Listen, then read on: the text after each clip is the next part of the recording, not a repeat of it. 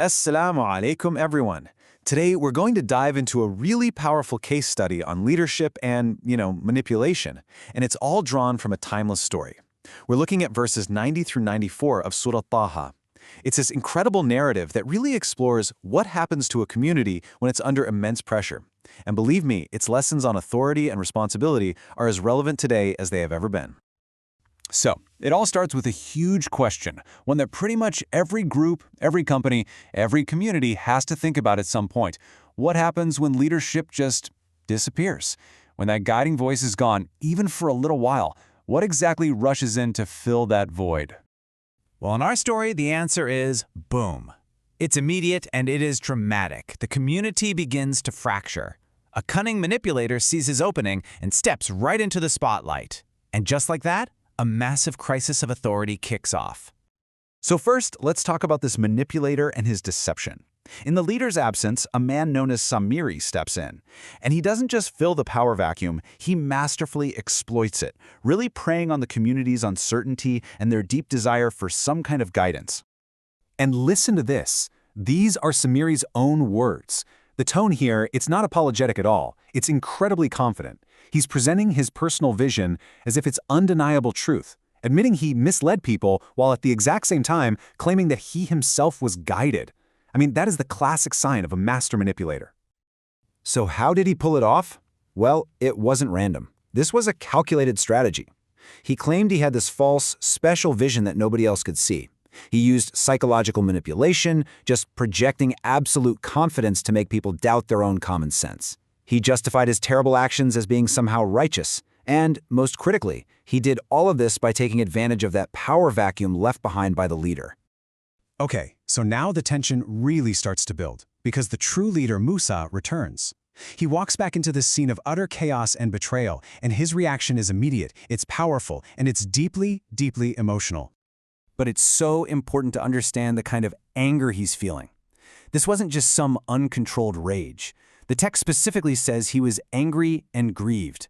So his anger was measured, it was purposeful, it was focused on the community's collective failure, and it was mixed with this profound disappointment that a leader feels for their people.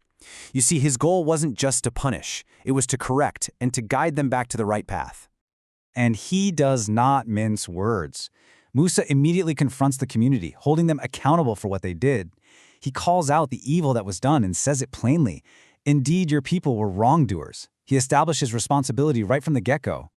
And this leads to one of the most tense, most crucial moments in the entire story, the confrontation.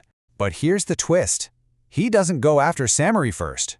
No, Musa turns directly to his own appointed deputy, his brother, Harun. Musa's question is so sharp, so direct, it just cuts right to the heart of the matter. He's asking about responsibility. He's saying, as the deputy, what did you do when you saw things going so wrong? The sheer weight of leadership is just on full display in this one question. And Harun's response is just as emotional. He pleads with Musa, and you can feel the intensity of the moment. But then he makes his defense. He says if he had actually been there, if he had witnessed the act himself, he absolutely would have stepped in and stopped them. So let's just pause here and explore this for a moment, the deputy's dilemma. Harun was in an incredibly tough spot, right?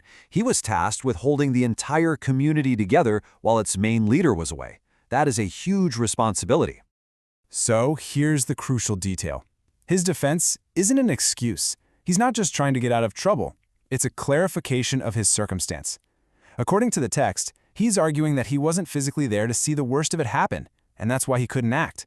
And this context, well, it changes everything for what happens next. And what happens next is this really beautiful pivot from conflict to resolution. We get to see how true leadership balances that need for accountability with the capacity for understanding and, of course, for mercy. The path to getting things back on track is actually pretty clear and structured. First, accountability. Musa doesn't shy away from that difficult conversation. Second, context. Harun's specific situation is heard, and it's taken into consideration. And finally, resolution. A decision is made that combines forgiveness with a powerful reaffirmation of duty. So the outcome is forgiveness, but it's not just a simple all is forgotten. It's paired with this incredibly powerful reaffirmation of duty. Harun's role as a leader isn't just restored, it's clarified, it's strengthened. He is explicitly made responsible for guiding the people. And this right here reveals such a profound lesson about the real purpose of authority. It's not just about enforcing rules or having control. True leadership, real authority, is about guiding people and conveying the truth. So as we start to wrap up this powerful narrative, let's just take a moment and distill the timeless leadership lessons that we can apply to our own lives, to our own communities, and our own organizations. What this story teaches us is that leadership vacuums, man, they are incredibly dangerous. They're basically an open invitation for manipulation. It shows us that righteous anger can be a tool for correction, not just punishment. It highlights the immense moral responsibility that sits on the shoulders of deputy leaders. It demonstrates that the absolute best resolutions are the ones that balance firmness with mercy. And finally, it reminds us that the ultimate goal of any leader is simply to guide. And that leaves us with one last thing to reflect on. This story shows us that in a crisis, it's not a simple choice between one or the other.